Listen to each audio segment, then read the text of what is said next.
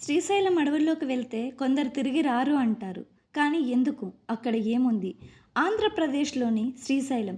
అక్కడ దట్టమైన నల్లమల అడవులు. ఇవి కేవలం అడవులు కాదు. చరిత్ర, భక్తి, రహస్యాలతో నిండిన ప్రదేశం. ఈ అడవుల మధ్యలోనే ఉంది మల్లికార్జున స్వామి ఆలయం. శివుడి 12వ జ్యోతిర్లింగంలో ఒకటి.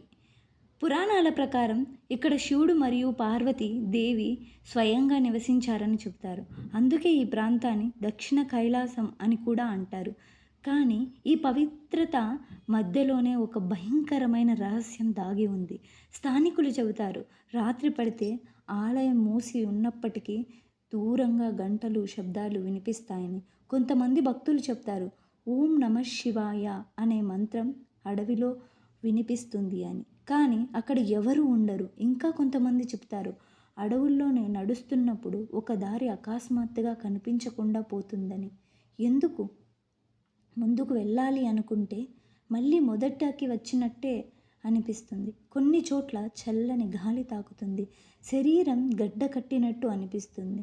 ఇంకా ఆశ్చర్యకరమైన విషయం ఏమిటంటే కొన్ని ప్రాంతాల్లో సమయం కూడా విచిత్రంగా ప్రవర్తిస్తుంది.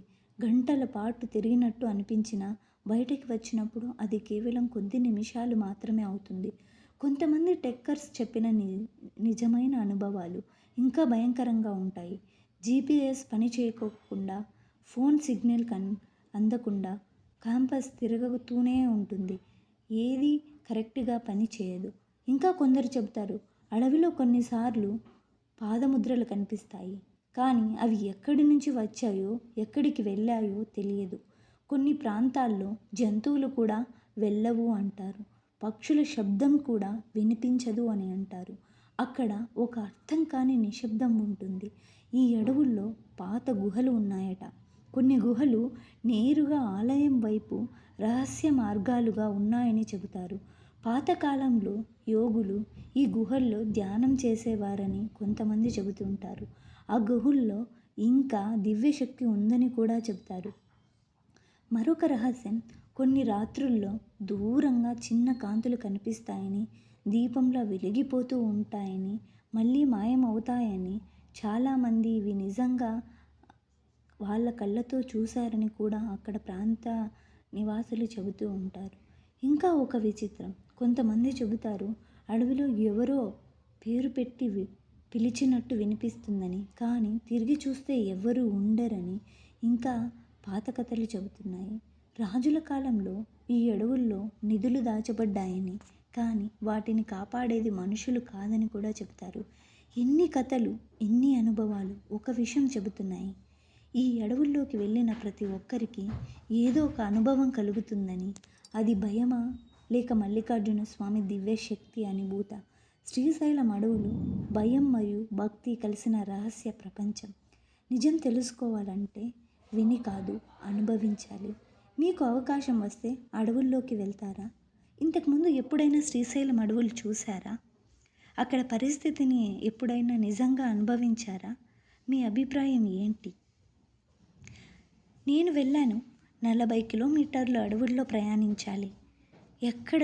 అక్కడక్కడ కొంతమంది గుహలు వేసుకొని, అంటే గుహలు అంటే గుడారాలు, కొండ మనుషులు అంటారు కదా, అలాంటి వాళ్ళు నివసిస్తూ ఉంటారు. నేను అదే చూశాను. వాళ్ళ ఫుడ్ హ్యాబిట్స్ అన్నీ చాలా డిఫరెంట్గా ఉంటాయి. ఎలా అంటే వాళ్ళు అడవుల్లో దొరికేటివి మాత్రమే తిని జీవిస్తూ ఉంటారు. ఇంకా ఒక ప్రత్యేకత ఏమిటంటే అక్కడ అన్ని రకాల వ్యాధులకి మూలికలు దొరుకుతాయంట. అంటే ఆయుర్వేద మందులు అంటారు కదా, అలా ఏ వ్యాధికి ఏమి ఇవ్వాలి అని ఆ కొండల్లో ఉన్న ప్రతి మనిషికి అనుభవం ఉంటుంది. వాళ్ళ జీవించే విధానం, వాళ్ళ జీవన శైలి ఎలా ఉంటుందంటే మనం ఒక్కరోజు కూడా అక్కడ ఉండలేం.